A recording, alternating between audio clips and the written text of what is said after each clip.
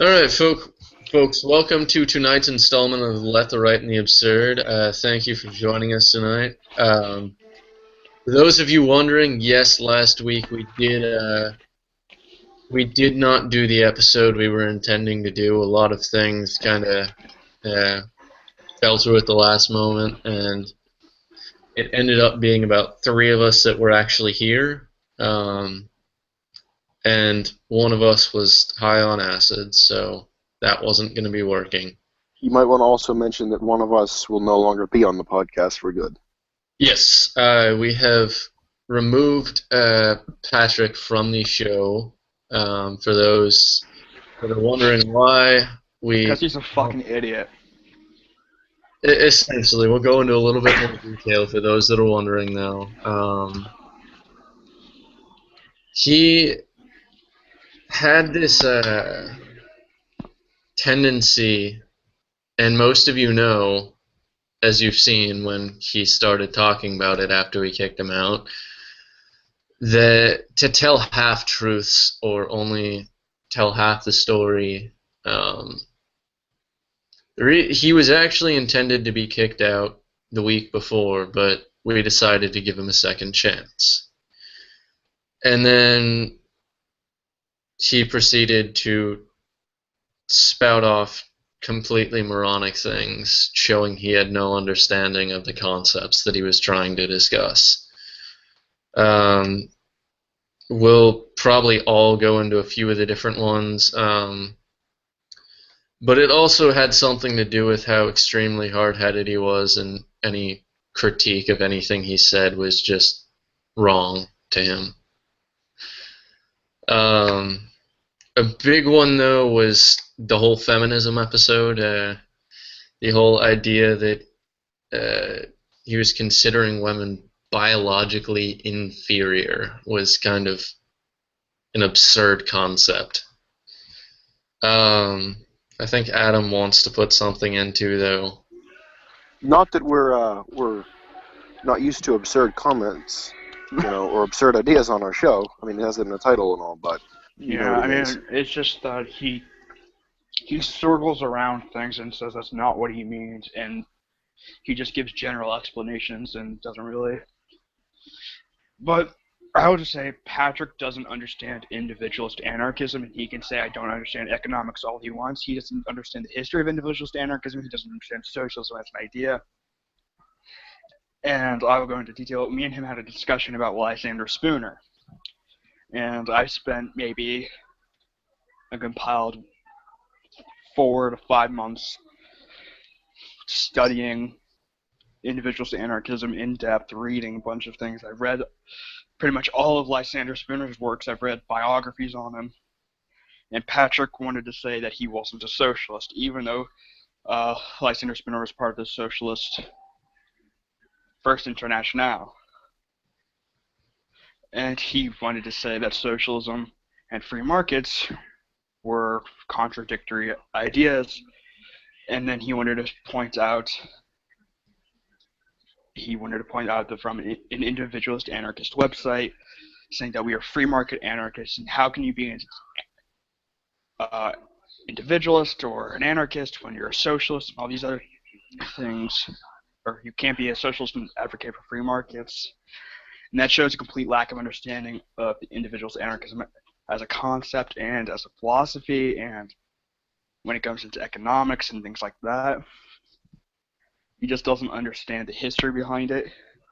And we all pointed this out to him, and he completely started to say, oh, that's not what I mean. I meant authoritarian socialism, state socialism. He circled around things, and he was doing damage control, basically. So, that's all I wanted to say about that.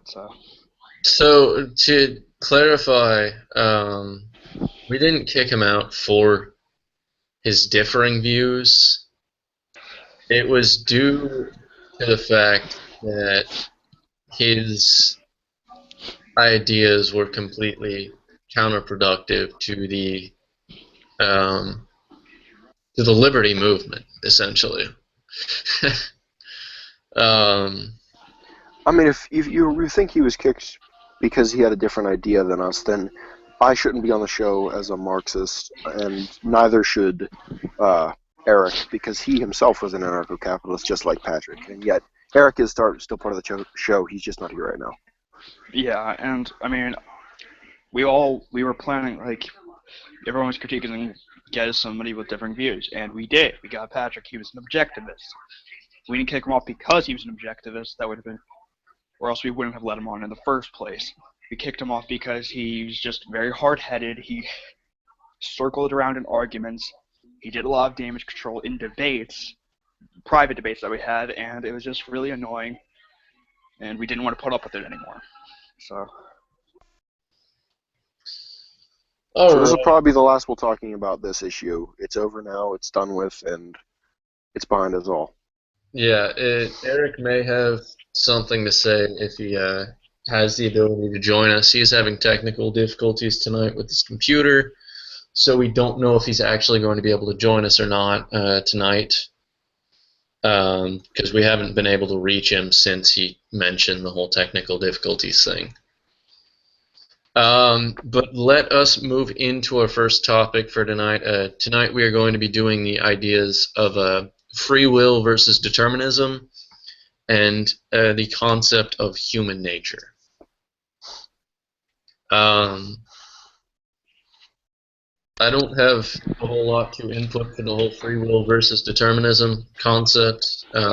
it's an interesting thing, I would say, depending on how you view it, because I know, depending on how you're using determinism, like reality is determined, or certain things can lead to determinism, and things like that. Then there's like soft determinism and hard determinism, and we have to sort of. Yeah.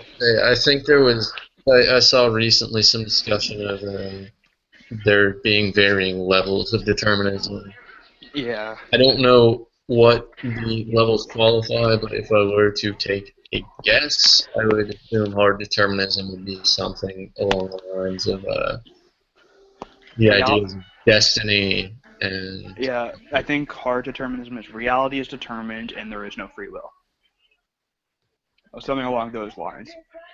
And the word libertarian actually comes from these kind of things, that reality is indeterminate and we have free will. Philosophical libertarianism back in the Enlightenment era. So, I mean, I guess we could start with saying, I mean, I think everyone wants to believe that we have free will, but us wanting to believe something doesn't necessarily make it true. So, I mean, unless you guys would say that you don't believe in free will and you're glad that there isn't free will. It's an extremely difficult concept, really, because I struggle with the whole idea. Humans have the whole concept of the subconscious, and we don't truly know if we are the ones making the decisions we make. There's no way to completely prove that we do the things we do. Yeah. I mean, personally, I don't believe reality is determined or anything like that. I'm not for determinism. I think free will, when in terms of making our own decisions, is a thing. But again, I'm not completely educated to make a strong argument. I'm just have basic knowledge over it. So that's just where I stand. Reality is indeterminate, and we have free will. That's just how I view things. Yeah, I'm around those same lines. And this isn't just philosophical either. This has gone into things like physics, where there's actually a debate in physics as to whether or not we have free will or not. So yeah. And obviously, I think philosophy and science, there is some overlap in that area. I just don't know how to approach this subject without. It's kind of hard to say definitively whether we have free will or if everything's determined. In that, if you do have free will, then, well, figuring that out is more or less impossible and doesn't really matter anyway. If everything's determined, I mean, if you're gonna figure it out, that's already gonna happen. Yeah, and I don't believe in fate or destiny. I just think things happen, and that's it. Yeah, and to go off what Matt said, I think that was actually an extremely important thing to bring up. I had a philosophy teacher back in high school that actually said the whole concepts of philosophy and science go hand in hand. Philosophy is looking back at the question and asking why, while science is looking at the question and answering it. The concept of philosophy leads to furthering science. Yeah, I would agree with that. It's the idea of, instead of trying to answer the question, it's asking why. Yeah. I really don't have much to say on free will versus determinism, but I do think a lot of people have flawed understanding of what it goes into, because you could basically use free will and determinism to counteract any opposing ideas, basically. Because I've heard people say that socialism leads to determinism or something along those lines. I guess another important thing is that if determinism is true, then all of ethics and morality pretty much flies out the window. Because, I mean, if your actions are already predetermined, then how can you, be blamed for them? Like, I think it's ought implies can, I believe. I haven't heard of that, but There's a Futurama episode that covers that perfectly. yeah. This is an interesting topic, but I don't really have much to say on it. I probably saw it like 5 times now, so. I think Yeah. Eric was the one that had a lot to say on this. Yeah, it's kind of a disappointment that he's not here, because the free will and versus determinism was actually the topic that he came up with. Yeah. Well, for the time being, I think since we've mainly exhausted what most of us have to say about it, and Eric is still yet to be seen, Doing gay boy stuff. I think we can jump into the human nature discussion. One more thing, I guess, does it even really matter if we have free will or not, ultimately? I mean, we can't tell. I don't think so. Whether or not we have free will or not, it's kind of... either way shit's gonna happen. If reality is determined, it's gonna happen anyway. There's no point stressing over it. And I think in some degree, determinism is kind of true in the fact that, at some point things are going to end. And that's like kind of unavoidable. Because you couldn't really say that's not determinism, but there. But I'm just saying, like, I don't think either way it really matters. It just gives us something to talk about, basically. That's one of those questions that's kind of unanswerable. Yeah. I'm just hoping it ends before the transhumanists come. Oh god. I kind of in the same boat with that one. For those that don't know, I really, really don't like transhumanism. Robot punks. Fuck off. What was the other part? Wires to the bathtub or something like that. I don't know. Alright. We can move on to human nature. Alright. It's ready. I think this is an interesting one here. And yeah, it depends on how you approach it, though, and what you define as human nature. Because I've heard from different people that human nature, or our nature in general, is maybe involves evolution, and how when it comes to like Kropotkin's mutual aid, how it's a part of our evolutionary advantage to help one another and cooperate.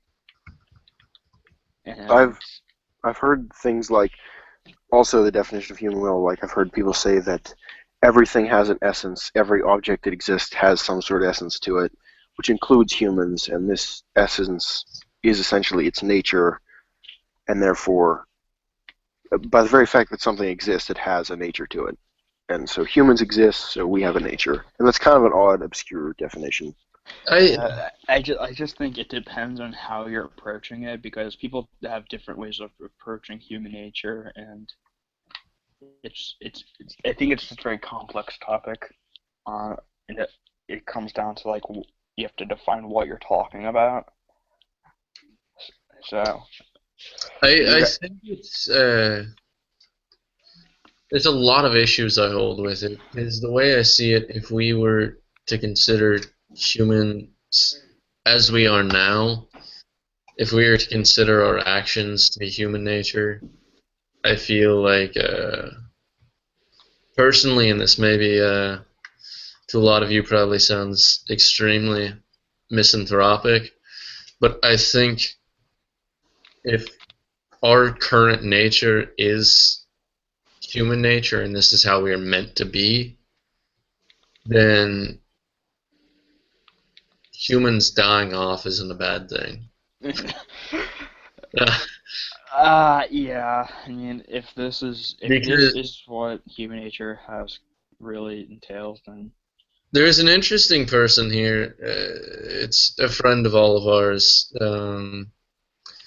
who told me one time about how he had entertained the idea of fascism at one point, and it was extremely short-lived. But in that amount of time, uh, his goal wasn't to control people. It was the eradication of the three species that go to war with each other. It was humans, apes, I think, and ants. Let's not count all apes in that. So let's talk about bonobos for a minute. yeah, bonobos don't really go to war with each other. They kind of just chillax and fuck. Which is actually kind of an interesting thing in talking about human nature, is if you look at our two closest primate relatives, It would is be chimps. bonobos, right?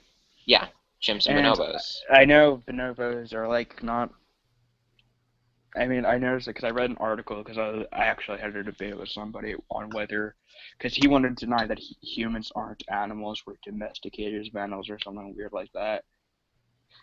And I was doing research after the debate, and I came across something about bonobos, and they were talking about how bonobos act in a similar way that we do, or we act in a similar way that they do. They make bonds with each other, and they're happy. They like. It was a weird thing. It was an interesting read. I would have to find it again. I think it was a BBC article. If you can find it, go ahead and tag it into the Yeah. description. Well, how about human nature as the, card where this is why your ideology is wrong? It's that card. It's used in that context too. Just Yeah. are you losing the debate? Pull the human nature card. Yeah, because I think they don't really attack it. They just say it just comes into rhetoric. Like it just becomes like a get out of jail free card instead of debating an ideology or philosophy or whatever. It's like, oh well, it goes against human nature, and they never really go beyond that or what they mean by human nature. I hear this one a lot. Being vegan, it's seriously one of the most common arguments. The whole concept of, well, We evolved to eat animals meat. is human nature, man. Well, not really. Because And they go, yeah, Actually, they go into for those, human nature and appeal to nature. And for those that don't know, that aren't interested in anthropology and things like that, it wasn't until extremely recently, some of our recent ancestors, Homo sapiens, I think, no, I can't, Homo erectus, I think, was the one. It wasn't until around then that humans actually started consuming meat. Australopithecus was actually completely frugivorous, and most, not all, predating Australopithecus were also frugivorous. And for those that don't know what a frugivore is, most people only learn of omnivore, carnivore, and herbivore. A frugivore is actually different from an herbivore, especially in the anatomy of them. But a frugivore eats primarily fruit, nuts, and seeds. So while it's still plant-based, the plant-based foods are different than that of a herbivore that can eat things like grasses and stuff like that. Yeah. Who was the doctor who did the entire comparison study? Dr. Milton Mills did the comparative anatomy study. Go, did you want to say something? You seem like you were ready to say something. Oh, I was just gonna say, like, with most things in human nature arguments, humans are very adaptable. I think, yeah. And I think, like, with human nature, like, if you look at how much we've changed from, you know, our early human ancestors to now, it's like, we can basically do, you know, we can go, I mean, in a sense, beyond what we, you know, how we losing words here. I think I'll try and expand upon that. I think what most people nowadays try to pass off as human nature is actually just what's become societal norms. Yeah. So socially constructed things and what people, social norms and things like that, instead of like really understanding. If I were to take a Marxian perspective on this, it would say that humans are molded by society, like the material conditions and social relations around them. That man does not make the world makes man. Yeah, and so I would have to agree with that. I mean, and that seems to be the case. And I guess, you know, a Marxist would reject the idea of human nature and say that humans are adaptable and they're relative to the material world around them. And I would actually definitely agree with that. Because, I mean, again, I would think it depends on what you define as human nature. Because, I mean, in the concept of what, like, on how humans act with each other when it comes to, like, cooperation and in order, like, an evolutionary advantage, I would say then, and if that is considered human nature, then I would say, yes, we have a human nature. But when it comes to, like, societal things and things like that, then no, we don't. And let's just say that human nature does exist. Why should we let that stop us from trying to just surpass it anyway? I mean, that's kind of what the I was rebel, getting at. like we should rebel against our nature. Yeah, I mean, the one thing I do think human nature is relative to, you know, what situation you're presented with. Yeah. Again, humans are adaptable to their surroundings, and if we're going to talk about adaptation, that would be in human nature. Because the way I've always thought about human nature would be more of like evolutionary advantage and how we adapt and things like that. That's just how I always viewed it, and when it comes to that, that's how I've always viewed human nature. Nothing beyond that. So, Cole, you were going to say something? While we've adapted so much, I think we, due to our adaptations, we have humans seem to have this air of superiority. Yeah, and that's it's kind of annoying. I had a debate with someone recently on the concept of sentience, and the person went so far as to conclude that humans are the only sentient creatures. When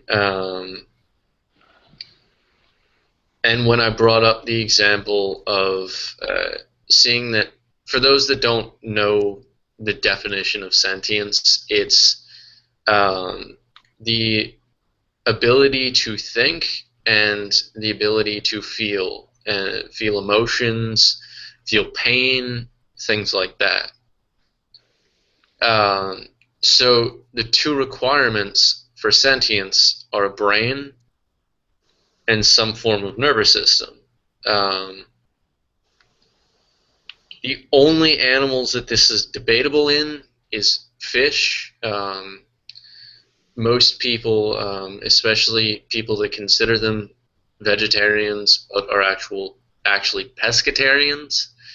think that fish can't understand or feel pain. When in actuality, for those that don't know, when you go fishing, it's the same exact thing happens to fish that would happen to a diver that surfaces too quickly.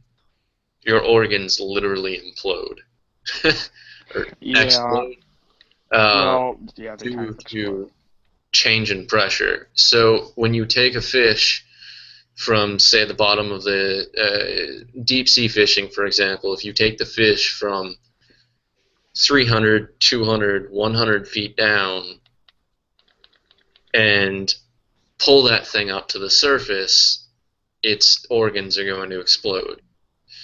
On top of that, the whole concept of the fish gasping for air due to its inability to actually breathe on land is another example of its ability to feel pain. While they don't have a central nervous system, we can't prove that they don't feel pain. Their nervous systems are different from humans, is the thing. But going back to it, the whole concept was that he brought forth was the idea of herd mentality, that the animals show fear due to the rest of the herd showing fear. But the concept that he couldn't comprehend was the fact that it takes at least one animal showing fear to begin with in order for the rest of the herd to pick up on that emotion.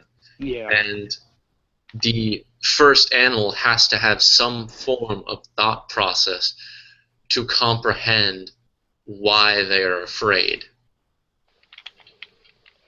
So most people nowadays, getting back to the original point, a lot of people nowadays, this pertains a lot to people that eat meat, feel this air of superiority because of our capability as humans to build houses and have someone else take the food for them or get the food for them, or our ability to create these crazy machines that we build.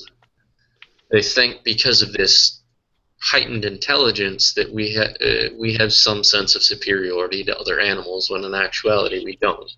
And if you accept that, then you'd also have to accept that, you know, hypothetically, if an alien race were to come down just a little bit more intelligent than we were, they would have every single right to destroy us and enslave us and do whatever they want with us.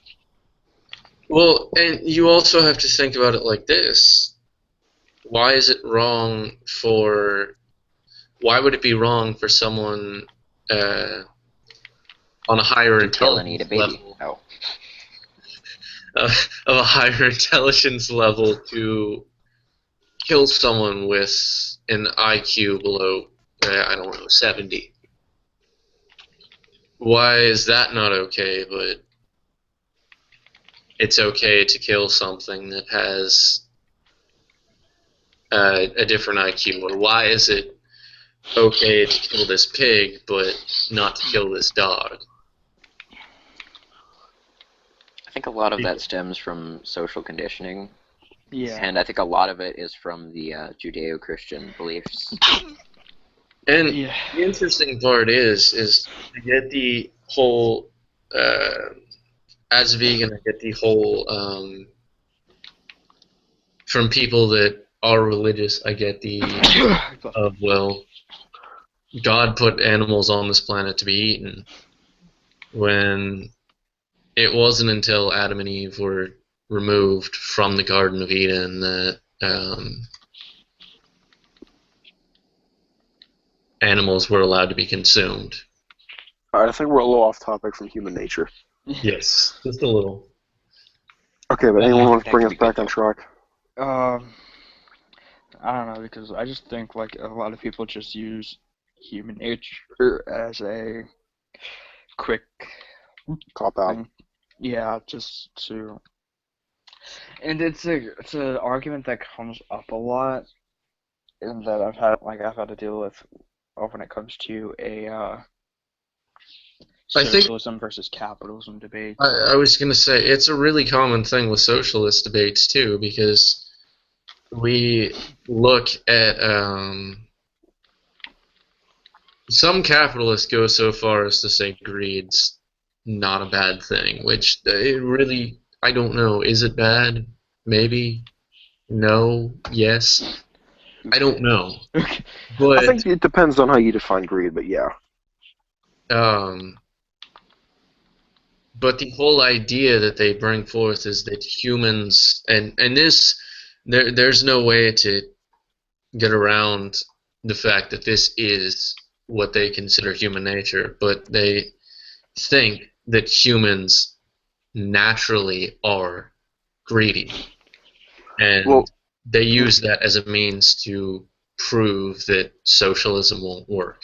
I would have to say, like, anytime I hear that people say, well, capitalism is just human nature, all I can picture is, a peasant or a feudal landlord saying, feudalism is human nature. What are you trying to do, trying to change it? Yeah. Because it's the exact same. And I mean, because Not that I'm equating capitalism with feudalism or saying that they're the same thing. Wrong idea. Because it comes down to how society advanced. The development of productive forces, yeah, things like that. Again, it comes down to material conditions and things like that, because there's other areas around the world that have completely different social structures than the West, and where capitalism sort of originated, and capitalism is human nature. But if we go to I don't know, some tribe that's been cut off from the world, they have completely different social structures, and they have a very, I would say, they just have a way of doing things that's completely different. I was gonna say there's a tribe, I can't remember the name for the life of me, but they're on a small island and Off the coast of Africa, right? yeah. I know there's one in India. Isn't there one in India? Yeah, I think so. Oh. Huh? So Matt left. There we go. Yeah, they've been cut off. The one I know is the one that Goat was talking about. They were cut off. They've been cut off from the rest of the world, and anytime anyone has tried to go on the island, they were killed. Yeah. I'm back. I don't know what happened there. And now the Indian government has actually started telling people, leave this tribe alone. Actually, there was an interesting experiment. Someone sent buckets, I want to say buckets of coconuts. I think there might have been some other stuff, but there were green and red buckets, and the people took the coconuts and the red buckets, left the green buckets. I don't know why that felt necessary to say that, but that's a thing that they did. That actually is kind of interesting. I mean, something that seems totally nonsensical to us, but to them that must have meant, well, I don't know. Maybe it didn't mean anything to them. Well, I mean, it might have just been like, holy shit, what's this? Yeah, it may have, because again, it goes into culture and society, and they may have what this means and how things, and again, human nature is just kind of a cop-out, and it's just saying, oh, this is how things work, don't try to change it, but it goes into societal things, and it changes between society to society on what we define as human nature. And the one interesting thing that I did want to say, it was part of what Adam brought up, was the whole concept that people, well, capitalism is human nature, and they use the example of how capitalism has advanced us, and besides stating how much of a cop-out that is, I think pointing out the fact that we don't know how society would have progressed under socialism. There is no example of that as seeing the progression. I mean, society advanced under feudalism and advanced under slavery. Yeah. I don't see it as an argument for. I mean, and a Marxist would never deny that capitalism has further developed the world. Of course it has. I mean, if you just read the Communist Manifesto, you'll see that Marx praises how fast, how efficient capitalism was at, creating the modern world, industrialization.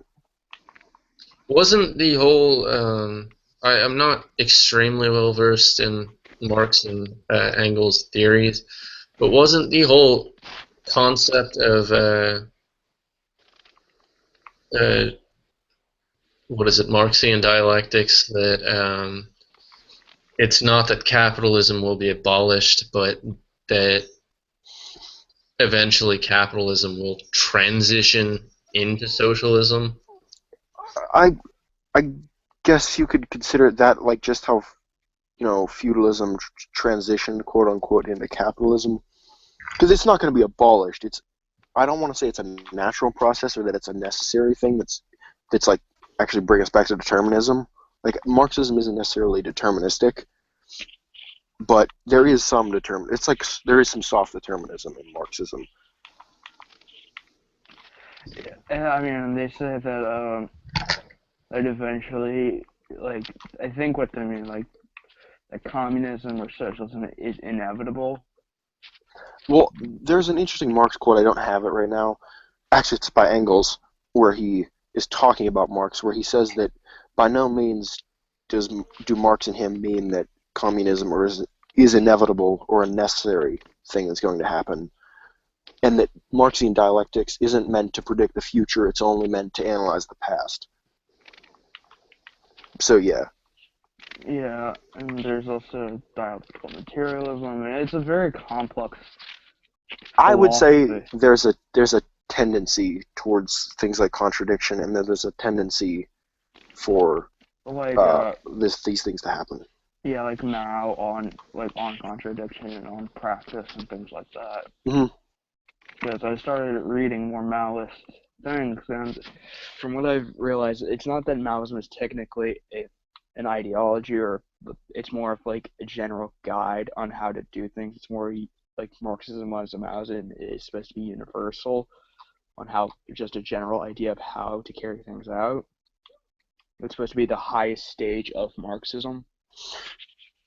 I mean, whether or not you agree with Mao's leadership or not, I mean, he's probably one of the most influential Marxist theoreticians. He's up there with Lenin and Marx himself and Engels. Yeah, because like from a lot of Marxist MLMs, which are Marxist Leninist Maoists, say is that Marxism and Maoism is the highest stage of Marxism. It was Marxism, then Marxism, Leninism, then Marxism, Maoism. I don't know how much I'd agree with that. I'd just say that Maoism or Mao Zedong thought was necessary for the material conditions of China at the time. I mean, because Mao Zedong thought was just applying Marxism, Leninism to the material conditions of China. Marxism and Maoism is taking Mao's theories and making it universal to be applicable to all conditions, like mass line, dual power, new democracy. I'm just iffy on anything that's claiming to be universal, but I get what you mean. Yeah. So. Yeah, I think we kind of deviated again there, but. Yeah, I mean, but I still think that kind of goes into human nature and how, because it deals with what was I gonna say? It was really good, and it slipped my mind just as I was saying it. I definitely don't support any ideas that have intent to be global. I think the whole concept of any singular form of global economics or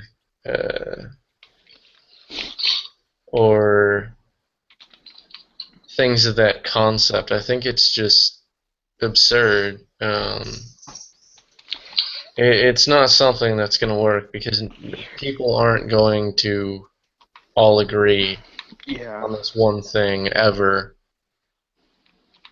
and it's a shitty thing to realize that people aren't going to ever agree on stuff like this, but uh, that right there, I think, is a great argument against the concept of human nature. Humans will never agree completely on anything. Not now. I'm I, There's so much shit like ingrained in our societies and cultures, and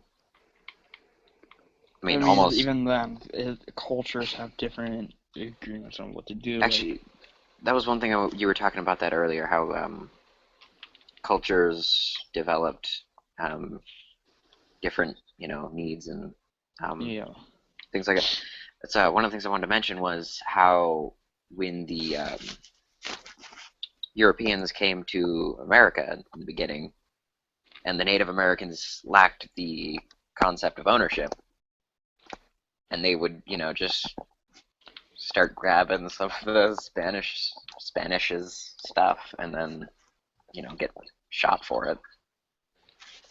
yeah, and I don't know where I was going with that, but it's that kind of. I mean, it does come into like how societies and cultures differ because with European-centered culture is that they have a very strong view on ownership and what's mine is mine and all these things. But when it came to like the indigenous people of America and most of the ones that they encountered, at least their view of ownership was that no one owned really anything. We don't own land, but it's just that we use this land and we occupy this land, and this is where our tribe is, and this is where this other tribe is, and this is what we use, and this is what we occupy.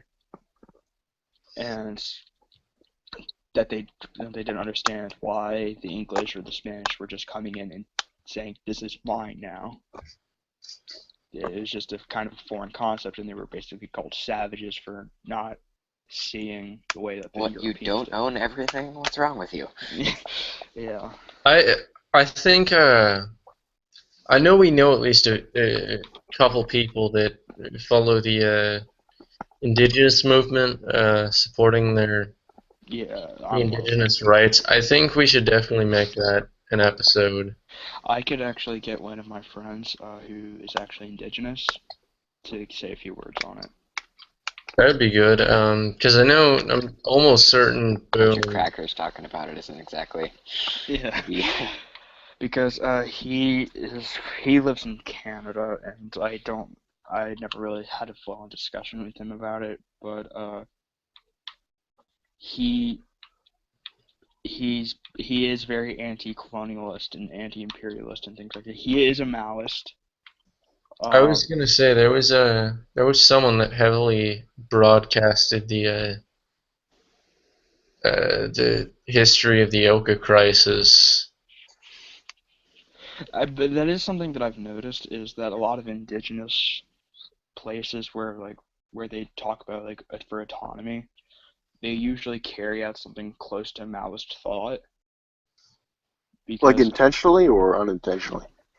sometimes intentionally and sometimes unintentionally, because with a lot of things that when it comes to the indigenous resistance movement, there is a lot of Maoist thought in there, and even when it comes to the Zapatistas, I can't remember who it was. One of the guys who was a part of it, he was a Maoist, and it kind of influenced the Zapatista ideology, where it was a Uh, mix of autonomous Marxism and anarchism and Maoism. Guys, we are about 45 minutes in, I believe, and I don't know how much more we want to say. I think we covered a lot. Um, just one thing. I mean, if we really look at the Indian tribes, I think there's a strong, uh, obviously unintentionally, but a strong root in socialist thought, because when you look back at the uh, indigenous groups, most of them were extremely um, invested in their tribe, and everything was done for the tribe, not for personal gain. Like, Yeah. hunting was done as a tribe. The men went out and hunted. The women cared for the tribe where they stayed, and it really had a collectivist feel to it. The other thing, I may go off on a little rant, so if anyone else has anything to say, go ahead before I go on rant mode. No, I'm good. I got this. In relation to the Native Americans being more collectivist, it really makes sense for the time.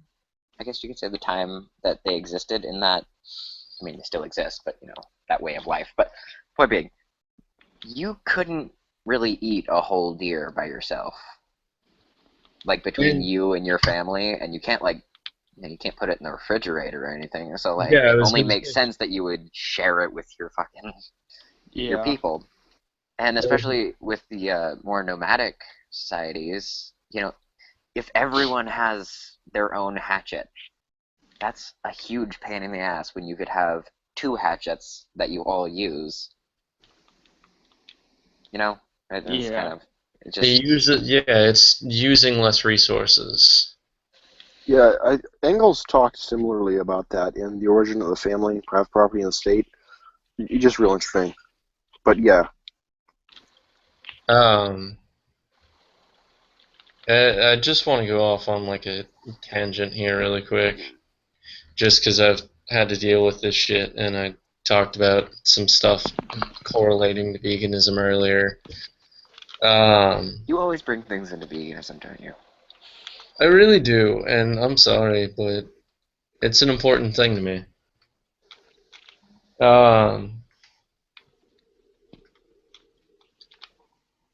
So many people deny it, but I want to raise this point.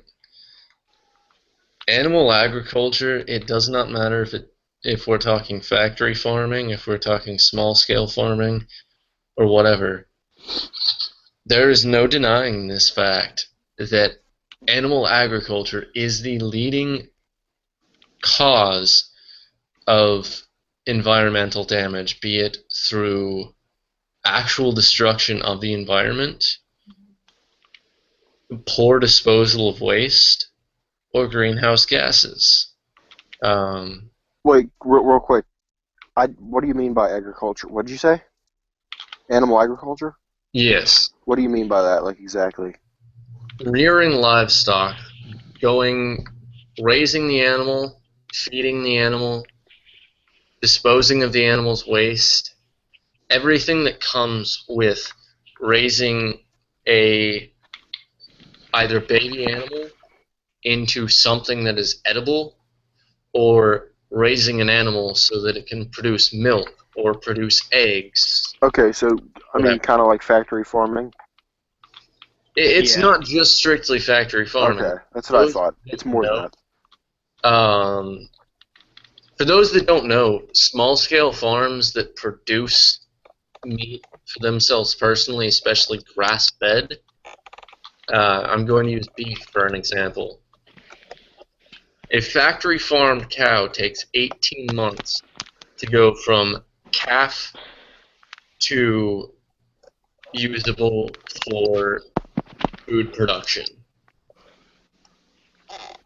A grass-fed organic cow that people think is healthier for them and less detrimental takes 6 months longer. That 6 months is 6 months more greenhouse gases released, and on top of that, it's 6 months more of improperly disposed waste, and it's 6 months more of cattle grazing, destroying the soil.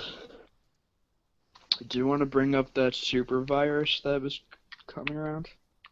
Before Yeah, you do that, I also wanted to throw in the fact that several diseases only developed after we domesticated animals, particularly cows and those types. The common cold happens to be one of them.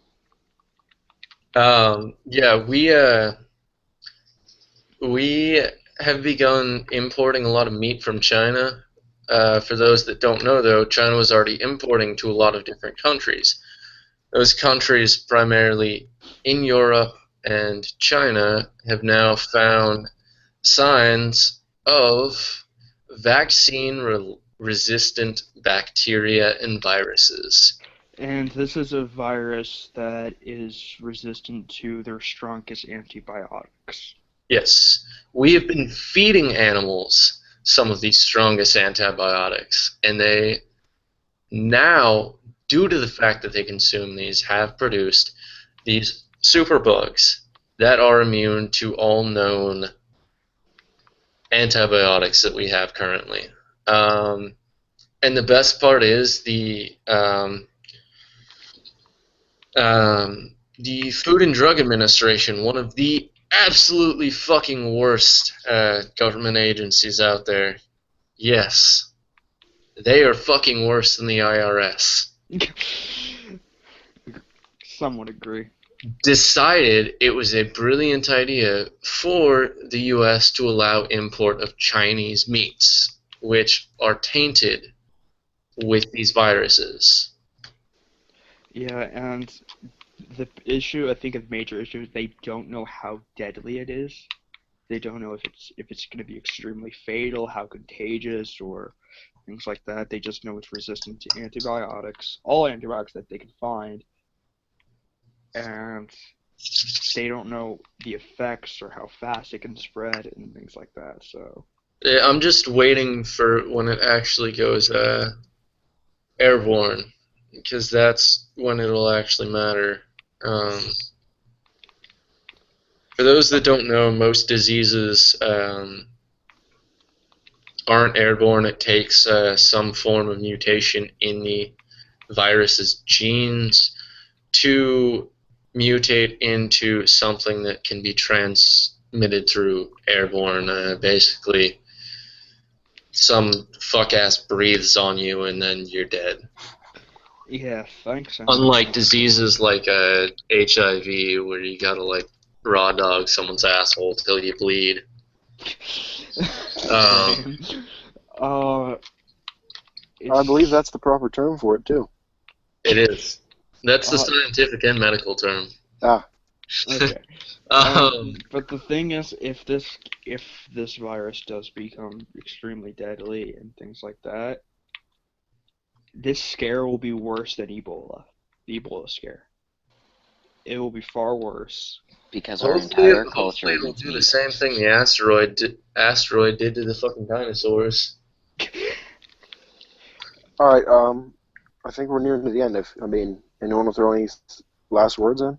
Admirable agriculture is a complete waste of resources. It requires more water to create 1 pound of beef than it does to actually take. I can't remember the exact numbers, but it takes like somewhere up to like 7,000 gallons of water to create 1 pound of hamburger beef. Yes. Now, I think that's actually a conservative figure for that. If I can find, I think the more liberal figure would have to be around 13,000. I said any last words, and it made it sound like we were all going to go kill ourselves or something. Well, no, yeah. I wasn't saying that. Primitivism is the healthiest way for humans and the planet. I made the Kool-Aid, guys. Off we go. Hopefully, Xenu will be around here any time now. Wait for the time to come. My last little tidbit. If you believe there's any form of sustainable animal agriculture, you're wrong and stupid. Return to the Stone Age. It's the best way to live. Primitivism's bad. All right, that about covers it for this night's episode of Left, the Right, and the Absurd. Thank you all for joining us. Please remember to like, comment, and subscribe. We'll see you next week. Thanks for dealing with our week absence.